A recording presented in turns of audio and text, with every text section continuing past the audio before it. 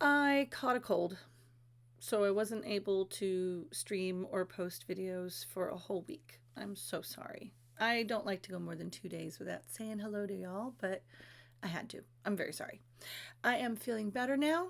I still have a little bit of a tickle in my throat, and I might need to grab a little drink of water now and again as we make our way through today's discussion. I am coming to you late at night.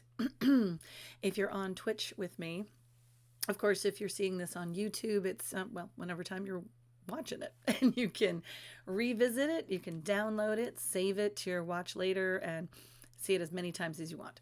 But as far as what we're doing right here, right now, it is live, and I'm a little bit stuffy. So we'll be okay. We'll get through this. But I have a lot to say to you. So and a lot to share with you. While I was sick, some pretty cool things happened. I think kind of because of my illness. When you get sick, you kind of get really relaxed and introspective, and you can't go anywhere or do anything, can't move. You're just like lying in bed, right? And this cold came with a lot of sinus impacted stuff, and a lot of sniffles and really bad headache, and then a lot of fatigue. So as soon as I was able to get rid of the headache with maybe a little Advil, I could just lie in bed and relax. I could maybe not read. I read a little bit, but that would start to give me a headache. I could watch or listen to anything I wanted on YouTube or Netflix or Max or whatever, So just chilling out and relaxing. And I had a lot of time to think about stuff and go over stuff and talk to people and connect with people. And they asked me some questions they watched my videos, and they know me, and they're in my life. And so they have questions about what I'm doing and how I manifest. And they wanted to know, how long do I have to wait? That's a great question.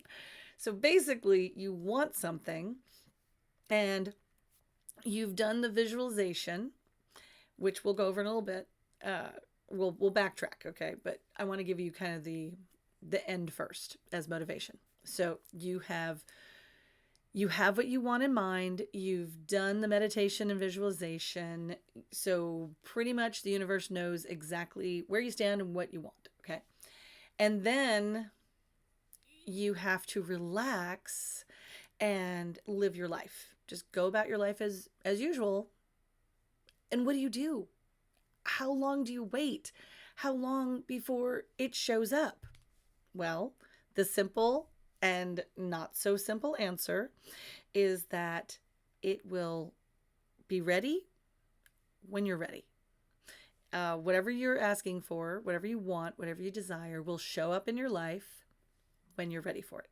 When you relax into the vibration that matches it, and you allow it to come into your life. You allow it to manifest. So some people have a weird idea of what the word manifest means, and they get this idea that it's supposed to be like a movie and special effects, and it's supposed to like materialize in front of you, or clouds part and there it is, or someone walks up to you and hands it to you. And although those things could possibly happen, I won't deny that is a possibility. I would say the more likely scenario is you're going to experience very small steps along a road that is as long as it needs to be to get you to your desired location, which is the point at which you see what you have been imagining happen in real life. Now, here's the other caveat, the other little, trick about this whole thing about manifesting.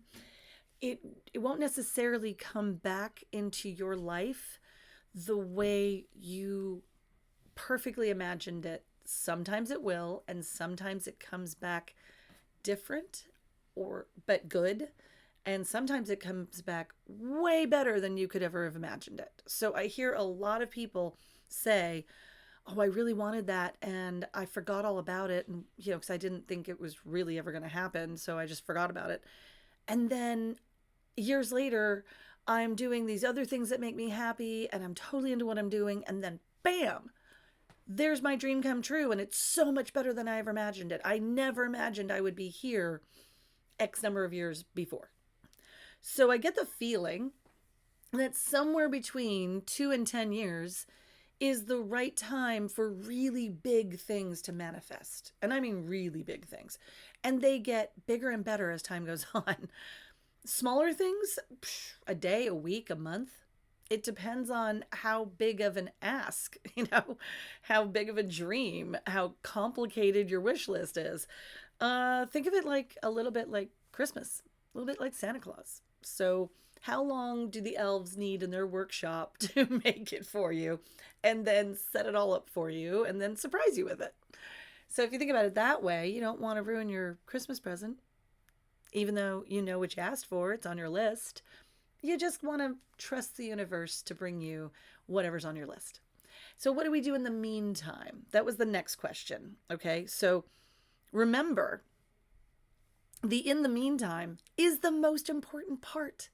It's all the tiny little steps that get you ready for the big manifestation to arrive.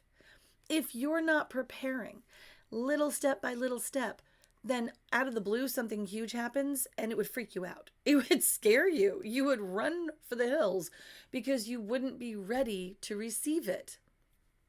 So you got to prepare the house for the guest. So every single day is an opportunity for you to do a little something through divine inspiration and act on faith, act on good instinct, and better your situation, better yourself a little bit at a time.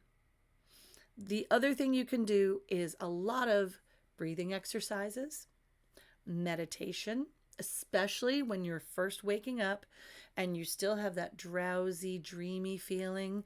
That's the perfect time to have something ready to go. I always put an earbud in and push my prepared meditation audio thing that's on my phone, usually an audiobook with a guided meditation, or I told you before, the creation frequency. Those are great. I love the getting into the vortex with Abraham Hicks and creation frequency. Those are the right length, about 15 minutes. You don't want to go any longer than that. And then throughout your day, you can do 2 to 5 minute meditations and walking meditations or daydream meditations and kind of visualize and feel how good it's going to feel when what you want arrives. And you can play in that area. You can daydream your day away, basically, if you're in a good mood, doing a good thing. And, if you're at work and you're doing something, a mindless task, or you're cleaning, or you're walking your dog, or you're sitting in your backyard, staring at the beautiful sky and drinking your coffee, whatever, kind of relaxing moment of your day where you can let your mind wander, that would be a perfect opportunity to do a mini visualization, a mini meditation, and let your body relax, let your breathing relax, focus on your breathing and let your mind go blank and see what pops up, or visualize the goal, what you want. If it's a dream home, walk around in it, live in it, cook a meal in it, spend the night in it, whatever you want, and have the people around you that you want. Imagine how you would feel with the person you love in the space that you want to be in. So things like that, making it as real as possible, those are incredibly important things to do throughout your day to keep your mood good, to keep your visualization focused, to keep your eye on the prize. But at some point, you should also let it go and maybe dream about something smaller, like, what would be great? I think I want some ice cream. I think I want to go for a further walk because this feels really good. I think I want to get my hair done. Whatever is going to make you just feel happy, that's present and can be accomplished, kind of immediately. And it doesn't have to be, it can be, what would feel really great would be swinging in my porch swing. It could be something really simple. but it gives you a little bit of immediate gratification. So you're looking forward to it and you can get to it that day or within moments. So you kind of have to pace yourself, especially when you want bigger things to manifest. You need to take it a little at a time and prepare for the excitement, prepare for what's coming. So that in the meantime, while you're waiting for your bigger manifestation goals to happen, those smaller ones make a lot of sense and they feel really good. What people, where they go off course is that they start to think that they need to be busy and fill up all their time. They think they need to distract themselves so that they won't feel bad ever again, which is not possible. You're a human. Things are going to make you feel angry, frustrated, or sad, and that's okay. We'll deal with that. They also think that you have to have a lot of hard work and sacrifice, that there's no pain, no gain without the pain. That's great in a gym, but in the real world, you really don't want to do that. And if you experience too much pain in a gym, you're hurting yourself and you're not going to get the results you want. Your body is going to get injured, and then you will have to wait longer while you heal and then start over again. So there's a proper balance between inspired action that will lead directly to another great opportunity and lead to another one and another one towards your goals, versus just spinning your wheels and working really hard from the time you get up to the time you go to sleep so that you can feel like, oh, I checked all my boxes, I crossed everything off my list, so now I should be rewarded. And that usually leads to drinking. No kidding. Or eating sweets, right? It does lead to that mentality, though. I mean, I'm joking a little bit, but it is a state of mind more than the alcohol or the ice cream or whatever. I really like ice cream. But more than that, it's the habit, it's the mental game that you play, it's the expectation that you're saying, I did all this hard work, so now I should get what I deserve right now on my timetable because I worked hard. And the universe is here to tell you it doesn't work that way. I love you. You're obviously awesome, but I'm the universe and I work at my own pace. Sorry, I've got about 7 billion other people to worry about and billions of other things to do. So, it's a big universe. Can you just wait your turn? And in the meantime, could you just stay happy? Because I really like that vibe. And then I can find you. So if you're throwing out a really nice, big, happy vibe, then you're going to attract nice, big, happy things that come back to you in that vibe, right? And if you're stuck in a frustrated vibe or an angry vibe or a sad vibe or a victim vibe, those kind of situations are going to tend to show up more often. So what do we do when we're in the meantime and we're having a frustrated, angry, sad, or victimizing moment and we are not feeling our best? Well, a couple of things that I do. One, if you have a trusted person in your life and you can say to them, please don't take what I'm going to say personally. Please don't ask me questions. Don't offer me advice. Don't try to fix anything. I just need to say something really stupid out loud so I can hear it and then I can let it go. Okay, so if you have a trusted person in your life who's willing to do this and able to do this, it really is helpful the first few times you do it. You don't need to do it forever. It's just to get those weird thoughts out of your head and out of your mouth so you can actually hear them. They sound way different when you say them out loud. So if thoughts and feelings are rattling around inside of me and I'm agitated and irritable and I'm just being really impatient about something and I say it out loud, I start to see that I'm silly and I'm childish and I'm impatient and why am I doing this? What do I think is going to happen if I throw this fit, that the universe is going to bring me exactly what I want that's all happy, tied in a bow faster? No, it's probably going to bring me more stuff that I'm complaining about and don't want. And that's true. It's only going to bring back to me the vibration that it matches, that it aligns with. It's a game of fetch. So if I throw out the bone of frustration, the universe will boomerang it back to me and bring a bunch of friends. So there's more frustration. Same thing with anger and sadness and self-pity. And if I want to throw that pity party, I absolutely can do it. The universe won't stop me. It does not judge me at all. It's like, oh, that's what you want? Awesome. Hang on. Got a ton more. Here you go. Just for you. Because I love you. It's what you asked for, right? It fits, right? It's your size. Great. Well, have fun. All right. I'll be back when you have a different vibration for me. And if you don't, if you keep that same vibration, I got plenty more right here where that came from. So you want to continue to be sad and throw a little pity party? Cool. I've got like a million more things that I can make you feel sad and self-pitying over. Not a problem. So the worst thing I have found is negative self-talk. Pity parties are the worst. When I'm getting really down on myself, in those moments, it sounds really real. And it sounds perfectly logical and justifiable about, how stupid and ugly and fat I am. I mean, can't you see that? And I might be carrying a few extra pounds. I admit that. But, there are some things going on in my personal life that are really happy. And the extra weight is there for a good reason. So I'm not going to judge my extra weight right now. I'm just going to tell you it's for a good reason.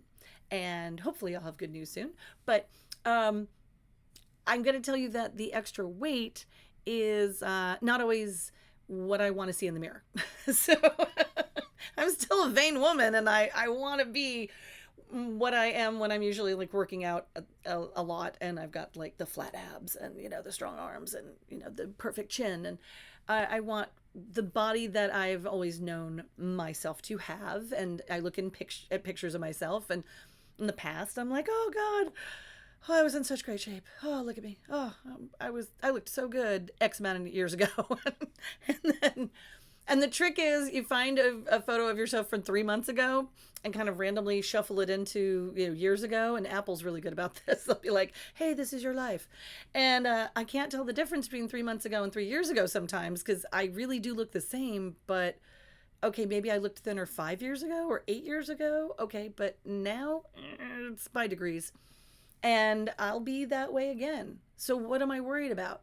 If I sit here and worry about it all day long, well, that's probably going to keep me in stasis, because I keep thinking of myself this way. And a key factor is I keep thinking about myself and not how I'm feeling and what I'm doing and what can I do to make myself feel better in this moment. Could I take up crocheting to give my hands something to do and occupy my mind? Could I read a good book? Could I go to lunch with a good friend? Could I hang out with my husband and laugh a lot? Because that's what we always do. What is it that I can do? Oh, I can go out and garden. I've got some really great onions that are growing. I can't wait to try them. Yum. So, happy anticipation about an onion garden is a lot more productive than staring at myself in the mirror and being like, why did I gain 10 pounds? And I know why, but, oh, well, then I'm still going to judge myself. It's just silly. It's silly. Now, if I if I switch and shift over, I was trying to say 3 things at once, but if I shift over to a positive frame of mind, and this is different than different trends that have been about let's just accept ourselves as the shape we are, even though we may be trying to change it. So sometimes we're creating resistance when we want to change our body shape, but we're trying to accept it at the same time. We're still thinking about our body a lot, and your thought will hold you where you are instead of allowing you to move into a different way of being. So it's not that we're going to suddenly magically shrink from a size 16 or 14 down to an 8. It's that there were certain habits that I had when I was a 12 and when I was a loose 14, like a happy 14. There were certain habits I had when I was a 10, an 8, or a 6. Those were really hard to maintain habits. Those were really a lot of effort to maintain a 6 at my height. That was an extraordinary amount of exercise. And I was still eating, but I was exercising 4 hours a day minimum. And my lifestyle was attuned to that. I was at college on a campus where I was biking or walking everywhere and climbing up and down stairs and going rock climbing with my friends and biking with my friends. And there was always something physical going on that was fun. I didn't think of it as just like healthy. I did go to the gym. I went to the gym twice a day because it was there, because I could study on the recumbent bike or on the treadmill. And I loved the classes that were offered. And it was a lot of fun. I was learning yoga and doing all kinds of fun stuff. But that's the point. It was fun. I didn't think of it as a have to. I didn't think of it as grueling. I thought of it as, I get to do this. This is so much fun. And I get to do this with my friends. So I led a very active lifestyle. And it showed. Excuse me. And as my life changed and I was busy working jobs and doing other things, I got to the gym an hour a day. And then as I get older and I get busier, I get to the gym for 30 minutes a day. And then it's 30 minutes every other day, and then every 3 days. And life happens, right? And then, so I had to think about, what was my lifestyle like when I was a 14 or a 12? And that was a nice balance. I could maintain that size of clothing, and I liked the way my body felt in that clothing. My body wasn't perfect, but it was perfect for me. I felt really good at that size. So right now, being a 14 where, well, things button, but they're a little tight.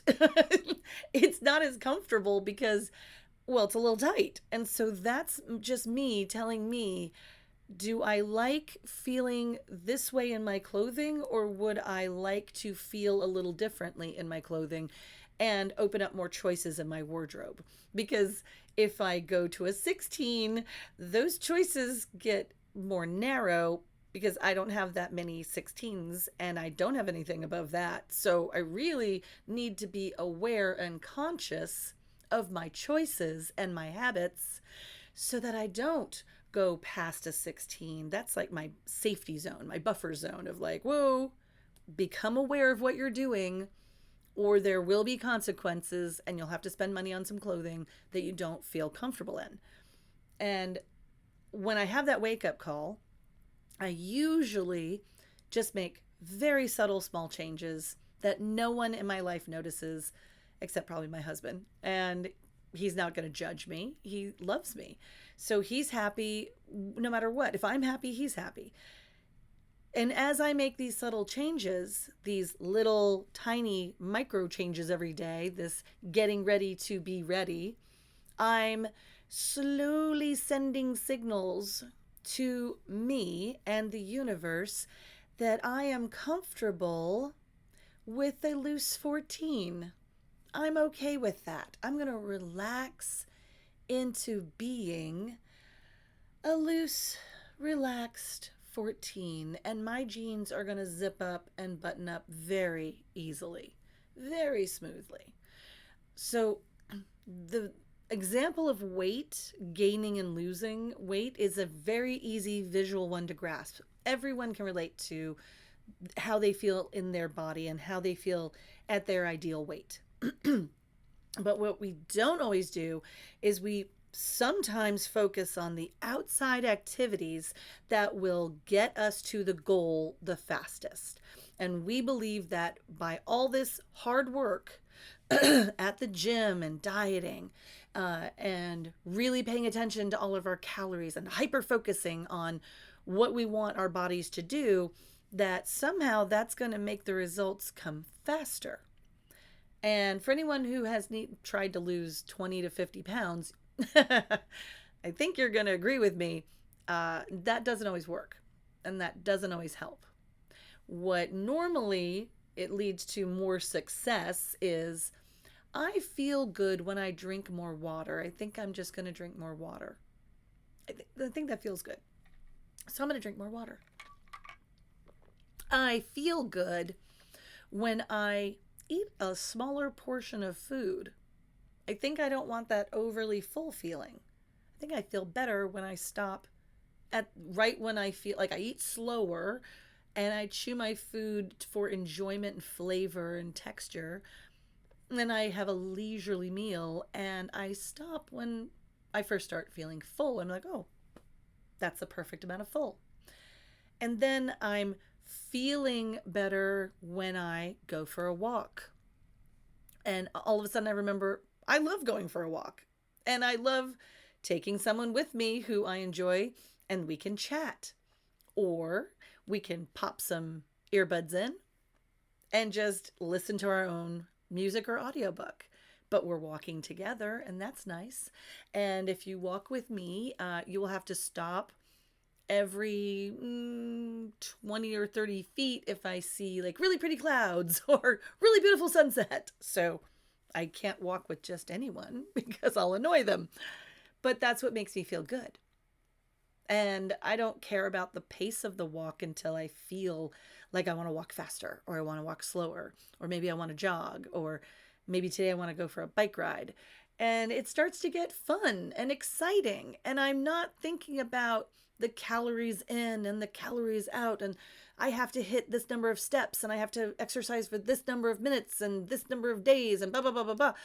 I'm just living and I'm in touch with source, higher me, the source of all things, the intuition, the little whisper of a voice, the feeling, the nudge, the push to do something that feels good. And I'm like, yeah, that's what I should be doing because I want to.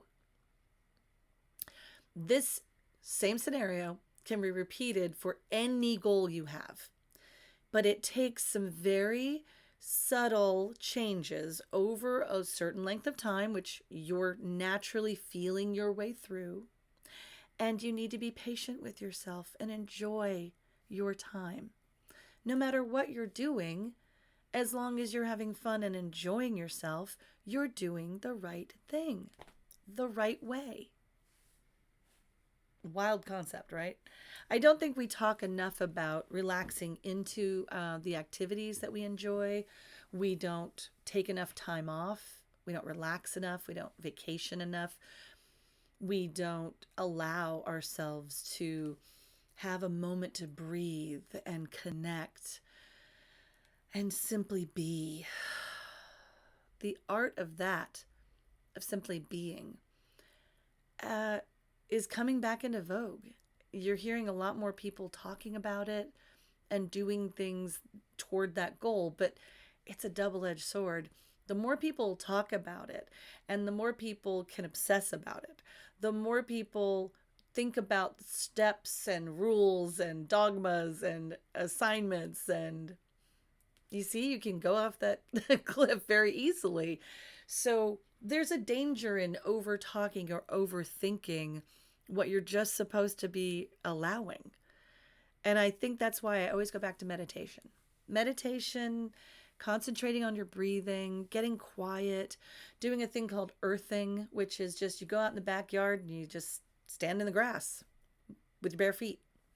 That's it. You just like, and you breathe. You close your eyes or you stare at the sky. And it could be, cloud formations or the moon. But you're just getting in touch with feeling grounded, feeling the earth beneath your feet, and breathing. Another great thing I do in my backyard is I'll go up and I'll just lay my hands on one of my trees in the backyard. And I have a magnolia, a pine, and a pear tree. And it's fun to touch the bark of each of those trees on different times, different days, whichever one is calling to me. I'll go over and say hello and just lay my hands on them and close my eyes and breathe. And it doesn't matter how long. I don't have a timer. It's just whatever feels right. And when I'm done, I feel so refreshed. I feel so good. And that's the point. Feeling good is the point. So the more often during a day that you feel good and the longer you can sustain that feeling of satisfaction and relaxation, it means you're doing what you're supposed to be doing, when you're supposed to be doing it, how you're supposed to be doing it. And everything you want is arranging itself around you to manifest right before your eyes. And you just can't control how that's going to happen. You don't know what person is going to bring you what opportunity, and it all can unfold in just a magical way by divine timing. And that's what manifestation is all about. Allowing those amazing moments of serendipity to unfold, and you bear witness. And it's delightful. It feels so good, and it's fun. It'll make you laugh sometimes. It'll really make you giddy. You'll be like, oh my gosh, that really just happened. Huh? It's so exciting. And, sometimes it's very pragmatic. I have to admit, sometimes if you want a dream home and it's, you would still have to sign papers. You would still have to go through the titling process. So you'd still have to pay taxes and hopefully buy your insurance, right? So sure, you might not have a mortgage. It might be a house that someone literally gives to you, but there's still a process involved.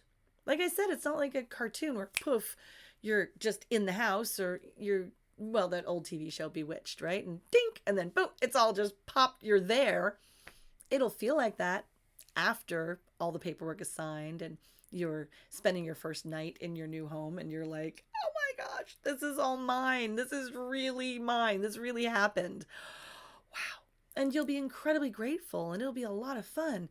But believe me, there are a lot of little steps before you get there.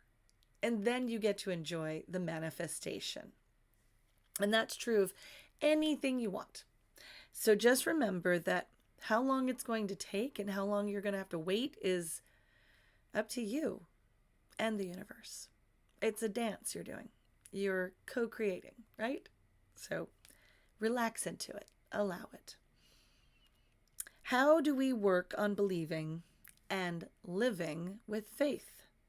I think I touched on that a little bit, but let me go into a little more detail. So when we're talking about belief and faith, these are interesting words. The thing about it is you don't have to believe at first in exactly what you're saying in all of its detail. There's no requirement. So let's say I want my car paid off, right? I want it completely paid off right now, like immediately, as soon as possible. I don't really believe that's going to happen by tomorrow. I don't think I'm going to wake up and my car's going to be paid off. Now, if I really believed it, it probably would happen. But I am too weird in a logical way I don't know how that would happen. Well, then it won't. Someone else could go to sleep thinking, yeah, tomorrow I want my car paid off and I believe it'll happen. I don't know how and I don't care how. I just know by tomorrow it'll be paid off. And then the next day they wake up and something magical happens and boom, their car's paid off. And that's them because they believe it and they're aligned with it. But for me, it would take me a while. It would take me a little bit to get into alignment, into belief with that thought. So I could start with a goal that sounds outrageous, that I don't believe, and I could relax and allow myself into a belief. And that's why I was saying meditation and small steps and following your instincts will get you ready to be ready to believe and get you ready to be ready to receive. That's why this process is so difficult and rewarding. It's not for those of you who like to complain. You're going to stay stuck right where you are as long as you complain about where you are. But if you're brave enough and disciplined enough to learn how to relax and learn how to refocus your thoughts, then your feelings will definitely change, and you can do it the other way. You can start with better feelings, and those will lead to better thoughts. So either way, you can think your way into a better feeling or feel your way into a better thought. And now I hope you can see there's a relationship between the two things. Whatever style works for you. And also, it depends on, I think, the emotion that you're dealing with. So, if, like I said, if I'm feeling a lot of self pity, and that usually comes with resentment, anger, maybe some jealousy, or some feelings of, I can't do this, I'm not good enough, nothing good ever happens for me kind of stuff. I'm sure we all feel that way at one time or another. But those kind of thoughts kind of come in like bundles. And it's probably a script that you've told yourself thousands of times, and you're not even aware of it.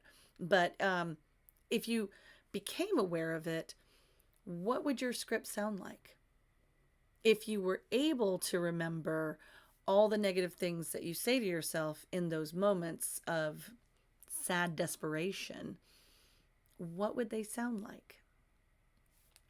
And as you're kind of maybe exploring what that idea might be like, you might get to a place where you actually are aware of your thoughts. And maybe they're not so nice.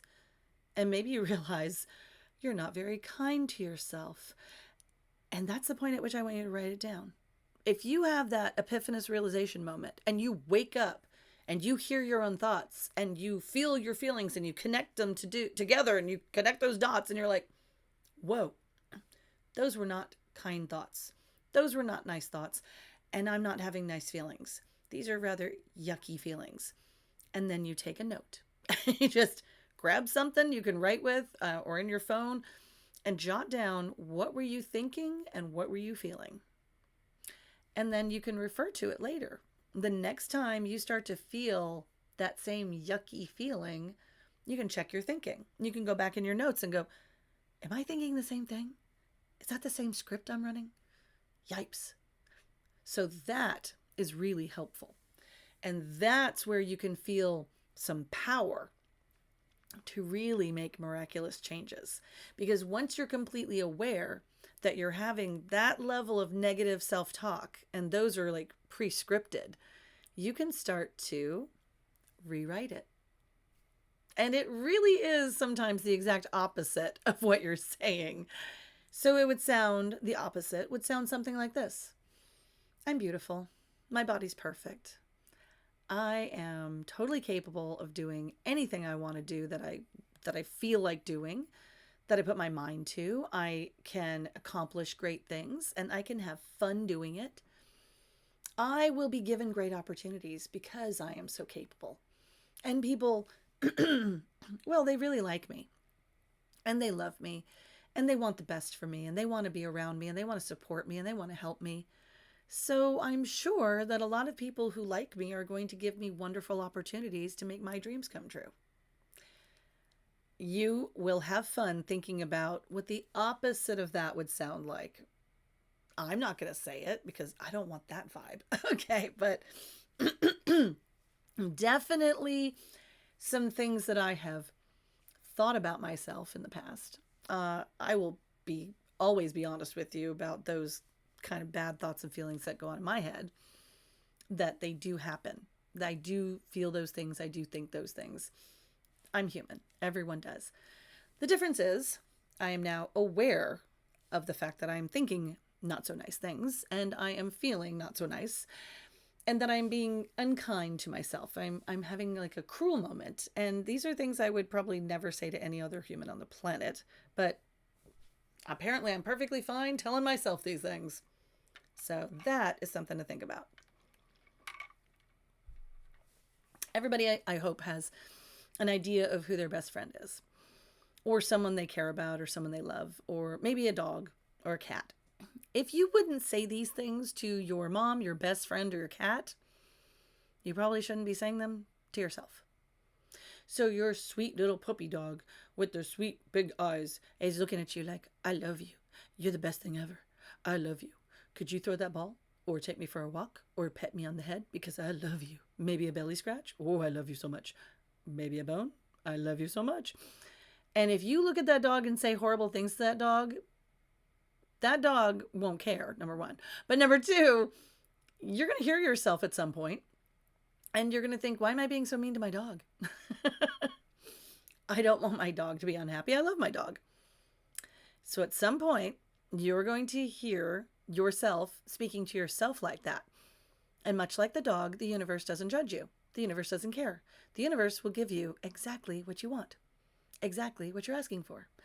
And if that at that moment is negative and horrible and unkind, you'll get it. You will be given everything you want. Now you're telling me, oh, no, no, no, no. I don't want that. I didn't ask for that. I didn't order this. This has come to the wrong house. Please send this back, Amazon. I did not want this. Yeah, you ordered it. You definitely ordered it. And you have to take full and complete responsibility for everything you order. If you send your order out to the universe will deliver it every single time, exactly as you ordered it. And worse or better. And then it'll deliver it in ways you never thought possible. And it'll deliver it in weird ways. And it'll deliver it repeatedly. So you can work this in your favor and manifest all the wonderful things you want, or the opposite. Now, why is it, here's another question, why is it so hard for us to believe the positive and so easy for us to believe the negative? What is that phenomenon in a human brain? What is going on there? Why do we do that? I don't know. I really don't know. I don't know if anybody knows why it's so much easier to rattle off the horrific stuff, the negative stuff, the sad stuff, the bad stuff, and then we go and, we're making all that up, right? It hasn't really happened. It's not really true. We're not really that bad of a person. We're running ourselves down in a very exaggerated way. We use a lot of hyperbole when we're trying to put ourselves down and put ourselves in our place and keep ourselves low. We are chastising and scolding ourselves, and we use a lot of outrageous language.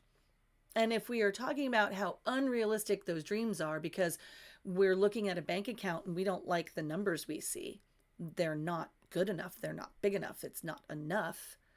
Well, you hear what you're concentrating on. It has nothing to do with the number in the bank. You're telling the universe that you really like not enough. Not enough. And you can apply this to yourself, like, oh, I'm not enough of whatever, fill in the blank. There's not enough money. There's not enough time. There's not enough opportunity. There's not enough. There's not enough. There's not enough. And boom, there you go. You're going to get that. The universe will deliver not enough. So why is that realistic? Why is that believable? You just made it up. You just declared it. There could be an ample amount, a reasonable amount of money in your bank account, but it's not enough for a Ferrari. Okay, but that doesn't mean it's not enough in general. You could be nice about it, and you could talk about it another way. You could say things like, if you don't believe, by simply stating the opposite and saying, I have enough. I have enough. But isn't that true? Okay, it's not literally true that you have enough right this moment to buy a Ferrari. I get it. Don't be so literal. Don't be so literal about the negative, and don't be so literal about the positive. Allow the positive to just be. Allow it to be good enough for today. Good enough for this moment. Oh, you know what? That's enough. It's enough to buy a burger. I'm happy. That simple change from the not enough category to that's enough for this moment to buy a silly keychain. And then every time I look at the silly keychain, it's going to make me laugh. That's enough. These are semantics we play with every day. They're just words. You might as well use words that will help you instead of hurt you, that will inspire you instead of make you cry. You're lying to yourself either way, because the only reality is this present moment. So if you're talking to yourself in your head, you have detached from the present moment and you are now in imagination land. And you can imagine things that as if they're negative or as if they're positive. The universe doesn't care which, because you're in your head. So thinking, it can be a very dangerous activity or a very helpful one. Being in your head can be positive or negative experience. It's all up to you. You're making it up. If I'm honest about what this moment, this very second that I'm speaking to you is like, it's perfect. It's absolutely perfect. The temperature is perfect. I have a perfectly comfortable chair that I'm in. I have great tasting filtered water. That is at just the perfect right temperature. I mean, I'm experiencing a little bit of a tickle. Oh, wait, I got that stray hair. Oh, life is perfect again. And I'm talking to all you wonderful people. Life is perfect. As long as I am present in this moment, everything's perfect. I just had a great dinner with my loving family. We had a lot of laughs. It was a lot of fun. And here I am relaxing and chatting and having a great time. And I'm looking forward to snuggling in my bed and cuddling with my husband and watching something great until we get sleepy. And it's going to be a great night. And my present moment. See, I just did it. Oh, I just went into my head, went into my thinking, went from my present moment into my future, projected just a little bit into my future. And I decided it's going to be great. There will be snuggling and cuddling and warm, cozy blankets and something fun to watch. And then I'll get sleepy and I'll do my meditation and get a great night's sleep, right? I decided that. I projected myself into the future, my own future, and it's great. And it started with this moment being great. So if you ask, how do I do this? Become aware of your present moment. Become aware of your breathing. Become aware of your thoughts. And then be kind to yourself. And figure out a way to simply think better thoughts. And little by little, you'll be guided by that sweet little whisper, that sweet little push here or pull there, that little magnetism that then turns into something exciting. And then you want to do more of that fun thing. And then you're on a roll and you're in the flow and things are just popping off and everything's happy, happy, happy, happy. It gets really good. It gets really fun, really fast. And yeah, you'll hit a speed bump in life. Something might trigger something in you. And then what do? You go back to your breathing. You center yourself. You may need a 2-minute pity party. That's okay. But keep it in your head. Breathe through it. And if you need to cry, cry. And if you need a hug, get a hug. And if you need to scream into a pillow, scream into a pillow. And let it go. And then get back to feeling good.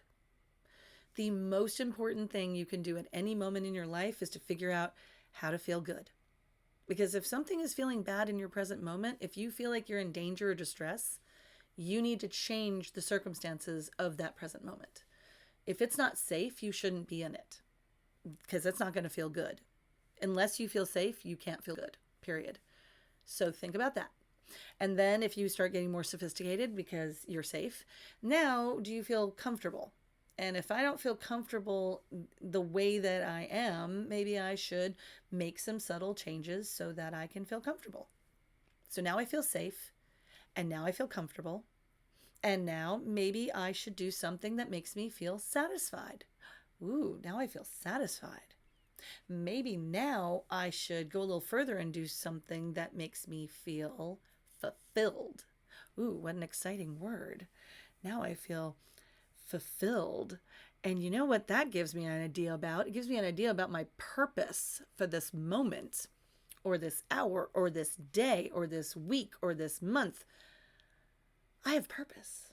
Ooh, now I'm going to repeat some of these behaviors that conjured up these feelings of feeling satisfied and fulfilled. Ooh, this feels good.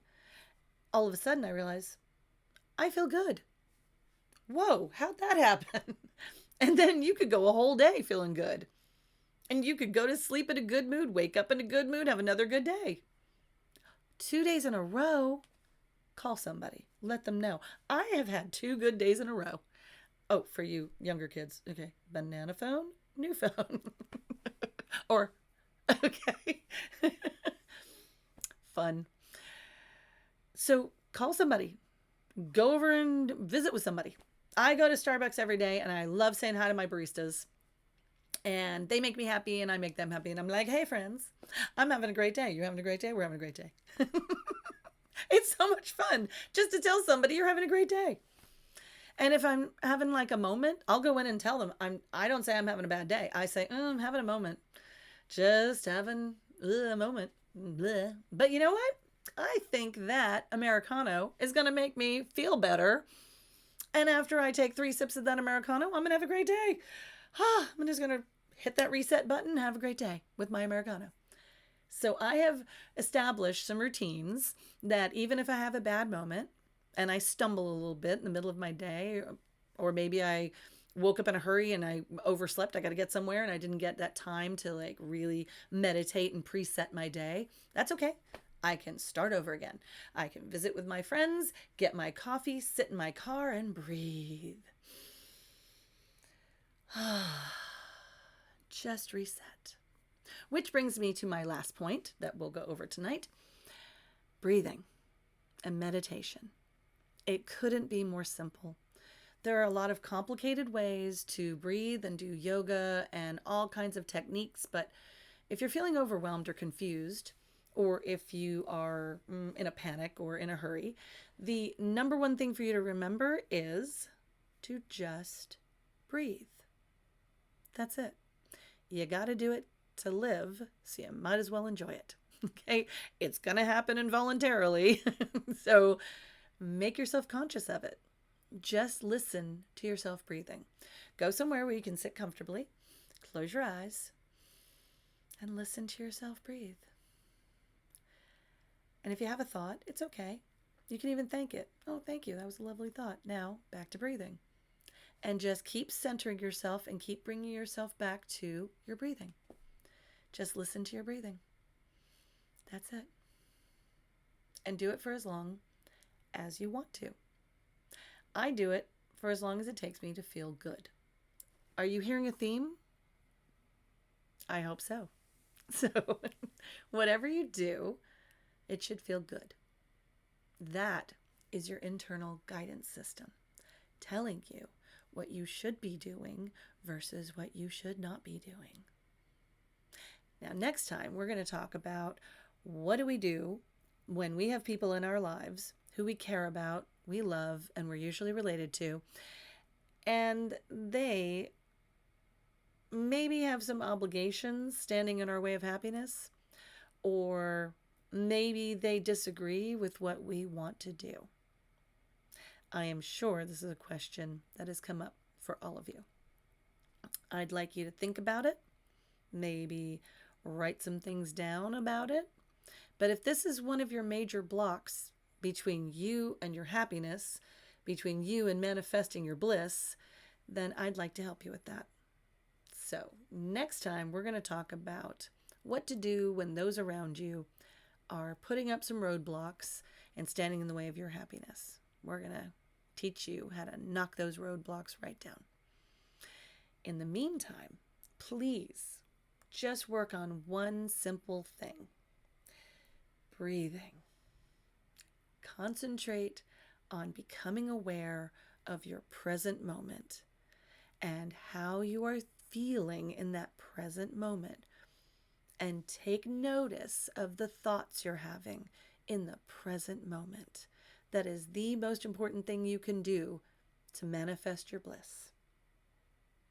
I hope this has helped, and I hope you will reach out to me if you have questions. And please tell me about your journey.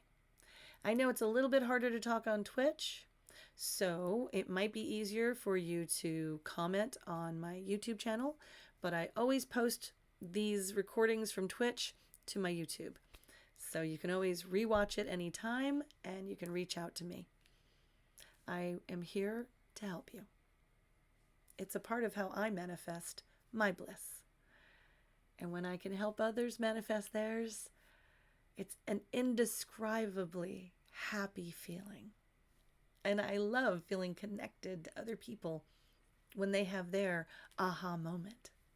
It's pretty fantastic. And someday you will be in this position over here with me, feeling this great about helping other people manifest their bliss. It's a pay it forward energy. It's fantastic. I'm going to post some videos on YouTube this week that have some more instructions for you. And I'll try to get the worksheets that go along with them ready and figure out how to post those. It might be a Patreon because I think YouTube has some restrictions for attachments until I can get a bigger following. I think we're going to just have to work around those things to help you. And I really want to share some really practical ways of doing the things I'm talking about. So I'll go into more depth in a couple of my other YouTube postings, and we'll figure out how to get those worksheets. If not, I'll just describe it, and it's something you can just write down. It's pretty simple. But I'm very interested in what you have to say, what your experiences are, what your challenges are, what your celebrations are. You know, I want to hear your wins, and I want to share what is going on with you with everyone so we can all help each other. So feel free to reach out to me, and I'm here for you. Until next time, be well.